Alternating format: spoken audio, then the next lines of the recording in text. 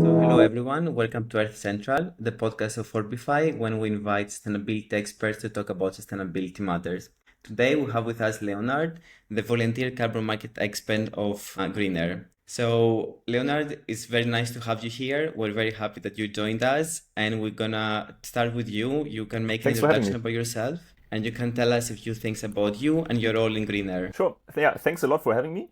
Maybe a few words to where I come from and why I joined the VCM, and then we can also talk a little bit about GreenAir, where I currently work.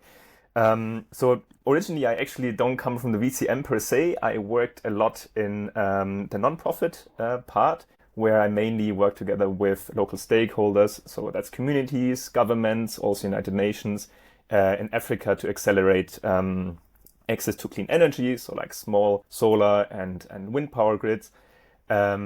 One thing I realized though, when I worked there for several years, is that you put in a lot of work and the impact is not very measurable. So that was a little bit frustrating always. Governments change, local context changes, and so there was never a really measurable, okay, finally those people have access to clean energy and you had a measurable impact. So that's why I then transitioned to the voluntary carbon market. As you probably know, it's a tool that allows you to measure your impact very accurately, and you can have very real and quantifiable impact, which is also a very satisfying place to work in, I have to say. So I went back to the voluntary carbon market, also where I actually come from my studies from university, and now I'm with GreenAir for around 6 months to build out the voluntary carbon market offering. Maybe a little bit of background for GreenAir, where I currently work. GreenAir has been a market leader first in the THG compliance market. So that's a European directive that has been implemented around 2.5 years ago in Germany and Austria, where fossil fuel companies essentially have to hit certain quotas. And as part of that, they can, and to a certain degree must, support mobility, electric mobility in Germany and Austria. I have to say, they were very successful and market leaders. Because I didn't join at that point yet. I only joined 6 months ago, mainly because of all the digital solutions that they provided there. And then I joined 6 months ago to build out the voluntary carbon market offering because it makes a lot of sense to integrate compliance market solutions together with voluntary carbon market solutions. Why you feel that was the change? Why you think they expanded to voluntary markets? What was the strategic move behind that? Yeah, that's a very good question. So it originally came from client demand, right? So in the THG market, GreenAir already had around 320 B2B customers, for example, also with large electric vehicle fleets, and they wanted to sort of also have a sustainability one-stop service. They said, okay, we are already doing our electromobility, our THG quota through you. We also have our sustainability targets and want to support climate projects in VCM. Can you also do that?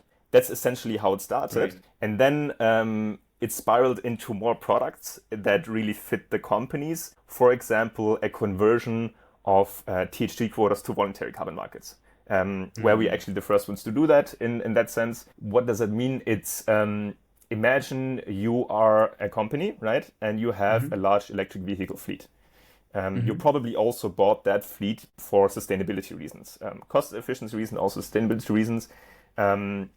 Taking the THG quota is a no-brainer because you get a payout. All you have to do is sign up, hand over your vehicle registration number, for example, and you get a yearly payout. That depends on the market price.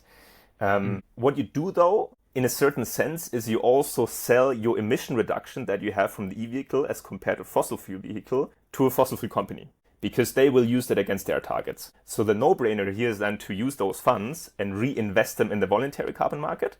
And because you have a price difference in the THG quota versus voluntary carbon market, you can actually also increase your climate impact through that. So let's say current market price in a THG compliance market is around 100 euros a ton of CO2. If you take that, you probably know the VCM prices.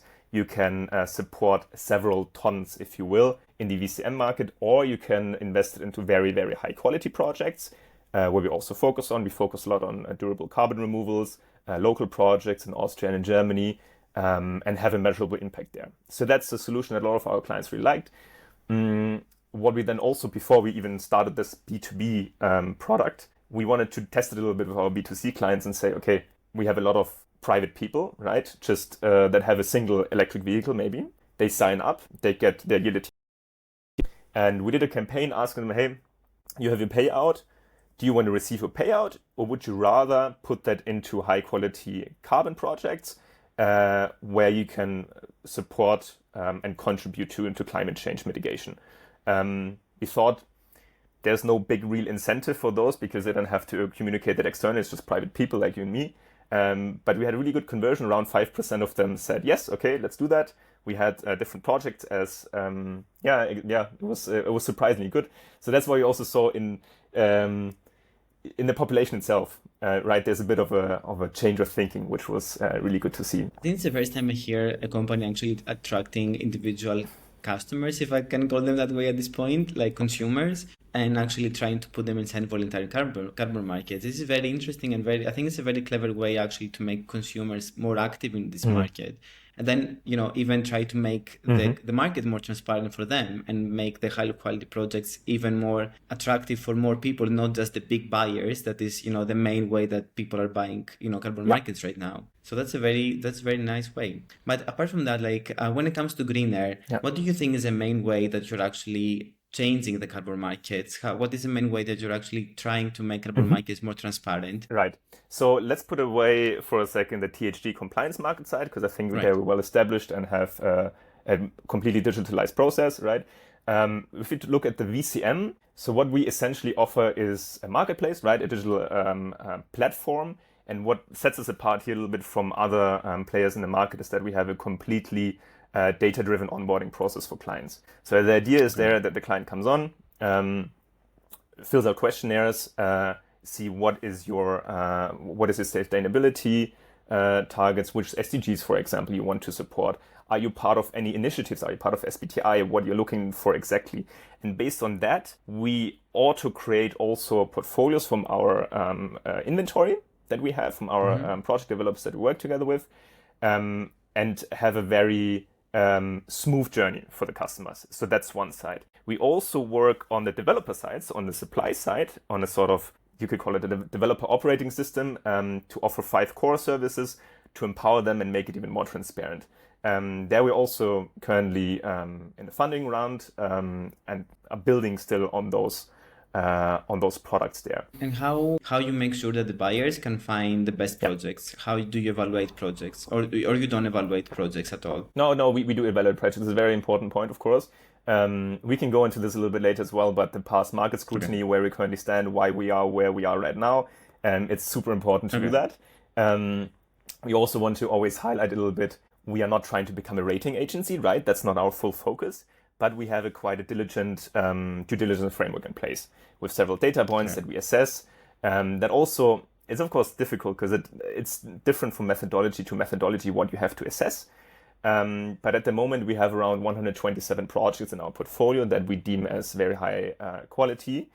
And those project developers also chose to work with us because they do see the market potential with our existing clients on the platform already. So that's why it's really fairly easy to establish good relationships with them and to onboard them to our platform. When it comes to those project developers, or let's say when it comes to the projects that we offer in general, which technologies, at the moment we offer the whole bandwidth, although our portfolio is very, very heavily skewed towards removals, Oxford category 4 and especially 5, and also local projects. The local projects, that's also just demand driven in a way. A lot of our clients still are German and Austrian, and they do want to have a local impact, especially when we move away from the whole offsetting claim and go towards a contribution claim. And the removal, as you probably know, there's a lot of initiatives in place right now that are also pushing towards a transition of removal. And we also follow the Oxford principles for net zero line offsetting to facilitate our clients' journey to school towards removal, as their budget allows, of course. because we see more and more rating agencies popping up in the market and people trying to be more close to rating than actually connecting these two parts. And I think what you do is something very unique, and it's like a niche in the market that right now nobody is really covering. And you connect the developers and buyers in a different way than just rating the projects from each other. I was going to say on the rating agencies, I think it's a really good trend right now that they're popping up and they're professionalizing even more. And we also work together with some of them.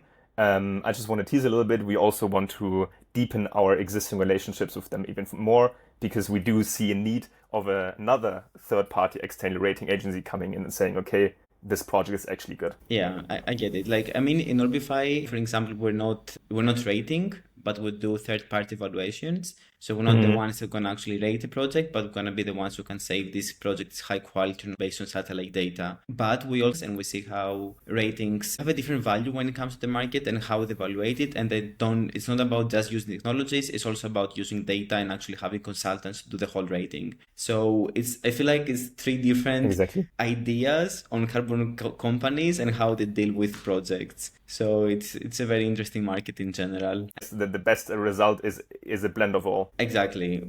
It's something I was talking with Elias, as I was telling you before, with Renoster, how all these companies can actually go together and actually try to fix the carbon markets is what we all want to do. And from the podcast, I see like more and more professionals are actually really trying to do so, which makes me so happy because it's a very valuable system to reduce, emissions, and hopefully it's gonna get better and better. Heard you saying before about science-based target initiative, and you just mentioned it there, and I'm sure you've seen the report that they released I think a couple of weeks before, and I would like to know, what do you believe about this report and if you actually agree with what they said? Of course, I've seen it. Yeah, very interesting. I've also seen summaries because the actual report is, as you know, very technical and long as well. So there's been a lot of discussion around it, people trying to pick it apart and trying to interpret a little bit what it actually means. I have, to be honest, mixed feelings about it, right? So SBTI, of course, also historically has been somewhat critical towards carbon credit and the use of it. The positive side, what I'm really happy about, is that it's just generally a very strong initiative that puts a very robust framework for companies to follow.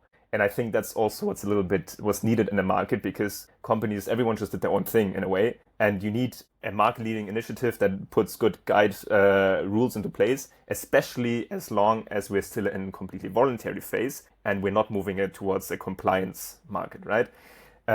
Also, a lot of our clients, to be honest with you, are part of SBTI and they're very committed and they're very ambitious when it comes to that. Of course, on the other hand, the message regarding carbon credits was a little bit ambiguous and weak in a way.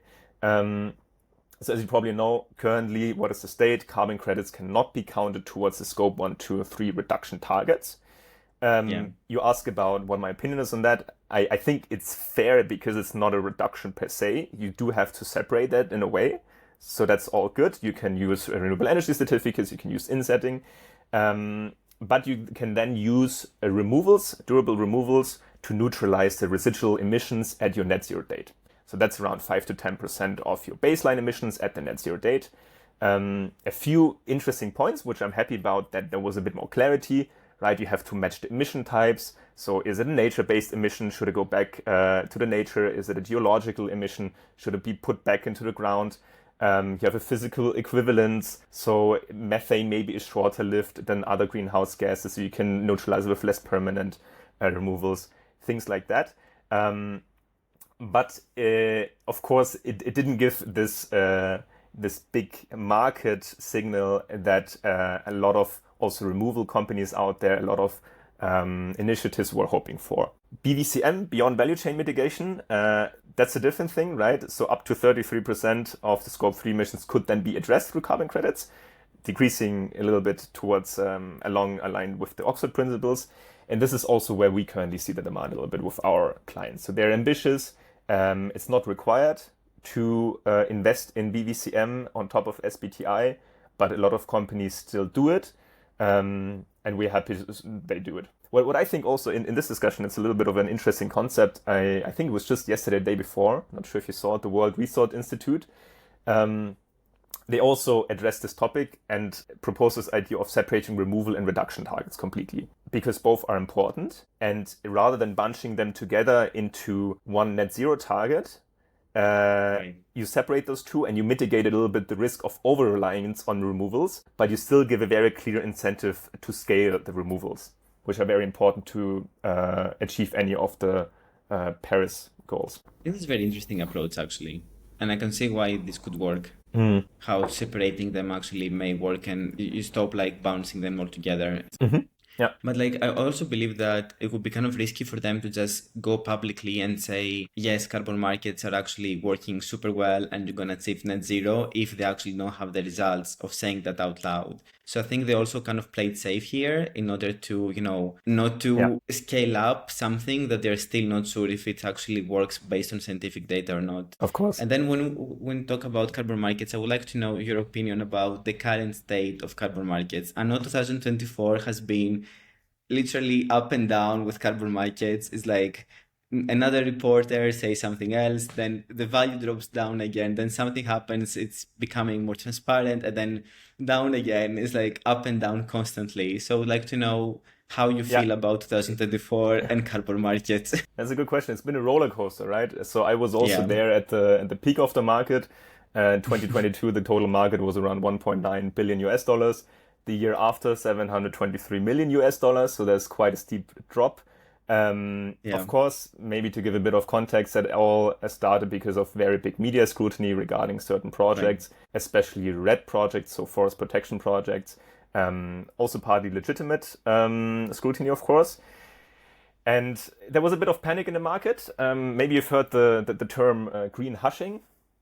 Yeah. Right. So it went from greenwashing, companies using credits for illegitimate claims, saying, they're completely carbon neutral with arguably bad credits, towards companies being so scared of media scrutiny that they don't do anything at all, which is also not the right approach. So we've seen the market stagnate a little bit. We've been in companies being very hesitant. But I'm optimistic because I can see the market reorganizing, right? So since then, a lot of integrity initiatives have popped up. Local, and not just stakeholders, but also the media is looking much, much more closely. And we do see projects popping up that have much better quality, right? So there's a few examples. ICVCM, you've seen they rejected basically the renewable energy methodologies. They do not get the core carbon principle label, which is sort of a quality label that addresses almost 240 million unretired credits, about a third of the market. So that's a big blow to those project developers and those credits, because to the outside world, that's essentially saying, look, they're not on par with what they should be. There's also discussion around that, if that's actually true or not. Only 3.6% of the current market has received the CCP label. So that's not a lot yet. Vera, that was also just this week, I think, they rejected 13 rice cultivation projects. Not sure if you saw that. They also took an unprecedented step towards sanctioning the auditing firms and the project proponents and seeking compensation of the over-issue credits. I think those are, some people may say it's harsh, but those are really good ways of making sure, okay, guys, from now on we have to have decent credits. So generally I'm positive when it comes to the right projects. We've seen carbon removal, sales boomed. I think there's also some of the big players that are really driving this market, like Microsoft, etc. Right. And on the supplier side, as a result of that, what we've seen, right, you had those big project developers, massive forest protection projects, massive renewable energy projects also in China. We've seen a big market fragmentation in the developer space. So a lot more small project developers pop up. There's increased competition, increased innovation, and which, to be honest, also makes it maybe a bit harder to standardize all those practices. But there's a lot of really interesting projects popping up, also in the direct air capture space, in the biochar space. We're also happy to work with a lot of them, and we're really excited for what's to come in the future. Don't you feel that somehow that by trying to make them as harsh as possible and as strict as possible, more and more people will be scared to actually invest there, just because of the fear of what's going to happen if their projects actually don't go that great, which can result in less projects but more high quality projects in the market, which is better for the carbon market because it means actual climate change and climate contribution. But then it means that the market is going to get smaller in a way. I understand your point. So when it comes to project developers entering the space, it is quite a complex market to enter into, right? This is why there's also a lot of players that are trying to facilitate this project. I was briefly mentioning beforehand what we call maybe our developer OS. So we're also trying to digitally empower the project developers to help them with a lot of their problems. One of the major problems for them is for sure, also in the current macroeconomic situation, guaranteed offtake, right? Do you put the upfront investment in if you're not guaranteed you're going to sell your credits to the price you want?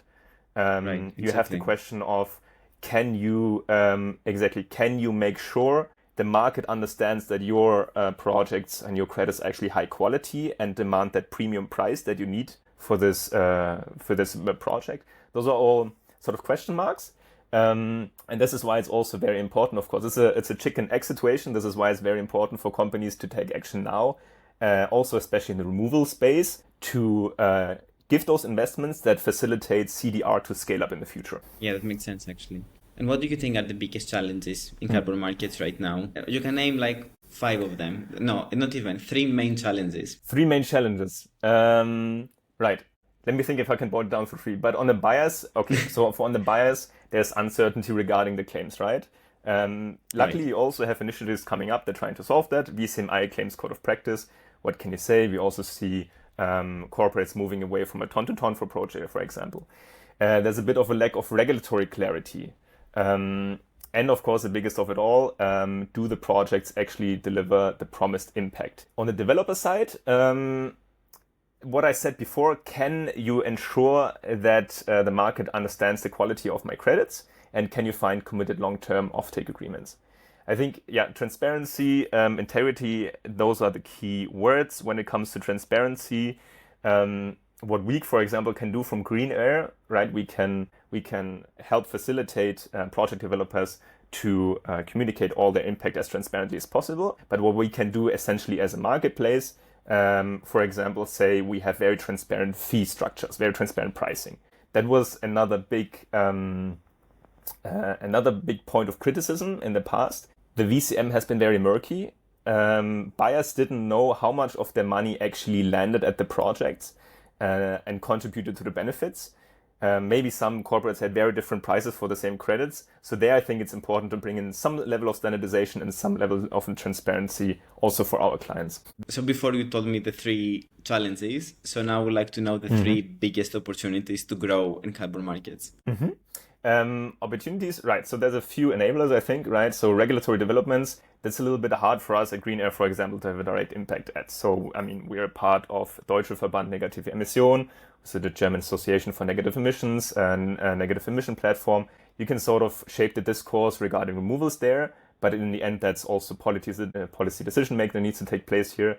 What we can do is to bring together the supply and demand in a super transparent, digitalized ecosystem and enable the developers to have some offtake certainty as well in a streamlined process. If you want to scale removals to 6 to 10 gigatons. Also, some opportunities, I think, for the growth of the VCM is generally a convergence towards the CCM, right? So we are currently active in the compliance market and in the voluntary market. And I think some convergence there would also really give bigger demand signals. We've seen it in Japan, right? CDR is included in the GX ETS with a net zero target of 2050. So that transitions now from a voluntary participation into a conventional emission trading system. Included is DAX, BEX, coastal blue carbon, and that's a pretty bullish signal. This could, of course, lead to a higher demand of the credits, but also lead to a price increase for some of those credits. So we need to see that the supply is also guaranteed here. CORSIA is another example of convergence between CCM and VCM. Right, the airlines are required to offset the emissions from international flights above 2020 levels, using essentially what are VCM credits with a CORSIA eligibility. And you also do have a price premium for those credits that have a CORSIA eligibility, which has been granted by the ICOA. So this convergence, there's a little bit more regulation, a little bit more pressure for companies to actually do something, and more clarity will unlock the carbon market once more. And I think this is the direction that we're moving towards. That's nice. That's very nice to know. And thank you for the details, actually. That's a very concrete answer that I really appreciate, actually, and I'm sure the audience too. But then Good. I would like to know also something more because like you talk with developers and buyers and you have like connections and insights and you know the market very well. What would be your advice to both developers and buyers separately for the future? Yeah, that's a good question. What should developers and what should buyers focus on? I think on the buyer side, of course, make sure that you develop good projects that have a future in the market. What has a future in the market? Look at their current initiatives, see how you can be part of that and the quality frameworks. Collaborate with upcoming startups such as Orbify, of course. You're also doing great work in the space to see how you can bring the most transparency to your project so you can communicate to the client that you actually have a very good impact and that you're completely clean. On the buyer side, be transparent in the claims, right? What do you want to communicate? Why do you support those projects? And also take advice from those initiatives that are currently starting, such as claims code of practice, etc. We are, of course, also here to help you build the right portfolio if you want to. I think that's the two messages I would like to give. And can I also ask you more questions about technology and carbon markets? How do you see the future of digitalization in carbon markets? Do you think it's gonna play a role there, or it's gonna just stay in this level it is right now? No, I really hope it doesn't stay at this level that it is right now because for being in 2024, the VCM is famously not very digitalized, I have to say. And this is Right. also brings a lot of opportunities. I already said before, Orbify is one example. We have a lot of other startups in the MRV, digital MRV processes, for example, that are coming up. One topic that I personally think a lot about is, for example, digitalization of the registries. Right, so Oh, that isometric would is, be for great. example, one. Yeah, that would be really great, and this is also something that would be for our solution something great. Um, Yeah. I think a lot about the question, why can I not go online and purchase and retire carbon credit like I would buy cryptocurrency or I would buy a product, Yeah. etc. That And would that often completely open has the market. exactly, and that of course often has to do with the digital infrastructure of the registries. I'm talking mainly about the big incumbents, Gold Standard Vera. Isometric, for example, is a registry in the removal space that is, I think, doing quite good work in this regard. But there still needs to happen a lot because ideally this would bring in so much more transparency in the transaction. Right, that would be super nice. And I also believe that I see a lot of move around AI and carbon markets. I see a lot of companies actually integrating AI inside like the remote sensing or even the way they're helping project developers build their PDDs or their documents, which is also a very interesting way to see how we can automate all these Yeah, processes and make them as fast as yeah. possible for everyone and as transparent as possible, because that would be the way. Because I was also talking with a Hmm. project developer and he was telling me that there has been projects that you could see like huge Excel spreadsheets with all the names of the community that was working for him. And this is not Yeah, yeah, convenient yeah. for anyone because nobody can control these documents. And I think that would be No, such a great move. I think so too. And it's good that you brought this up because I had, from talking to project developers, we had very similar pain points and bottlenecks that have been pointed out to us. And PDD generation is one of them, right? It's an Yeah. extremely complex, large process. And oftentimes, smaller project developers are really dependent on either external consultancies or large companies that they need to enter exclusive offtake agreements with in order for them to write that PDD. They're not really enabled to start the project by themselves. And AI and new technology that comes in and can help them is really empowering, I think. And with this, we can unlock a lot of also smaller project developers that have really good projects, have a really good impact to start their projects and to sell high quality carbon credits. Yeah, that's a very good point. Especially like if you focus on developers, but then on the other side, there's also buyers that I believe that if they knew how the PDD was created and if they knew that the PDD is like such a transparent document that they can find all the information they're looking for, they could actually also trust more and buy Yeah. more high quality projects and be also the ones to review more in a better way how this works. So this is also for their side. Hands with, sorry, we've seen this No, no, firsthand go actually ahead. with some clients because we work with some project developers locally in Germany. I'm sure they know who they are, who already have a very digitalized systems in place for the project development. And that's very much appreciated by companies because it gives more trust and more transparency. And Yeah. from your question before, this is maybe something I would like to add to project developers. Yes, do use digitalized processes as much as possible if they're already in place. that will also foster more trust among the clients. No worries. So I would like to ask you one more question before we go to the conclusions. Would be what is GreenAir's long-term plan and how GreenAir in the next, I don't know, like 2-3 years is planning to change the carbon markets? That's a very good question. So what's GreenAir's midterm versus long-term plan? First of all, we want to continue working on our technical developments, right? So we are very tech-focused in enabling this ecosystem for both buyers and developers. And there's a lot more that I think we can still develop, especially also on the project developer side, to get both of them together. I think there's a lot that still needs to be done, and I think we're on the right way to do this. Of course, on the compliance market side, on the THC side, we continue, first of all, doing our business as usual, but we also want to take those companies and show them the way they can support and voluntary carbon market projects and basically fulfill their sustainability goals as well. That sounds like a very good plan, actually. It sounds very much on the market and what exactly your main missions and goals. So thank you so much for being our guests, and it was very great to have you here.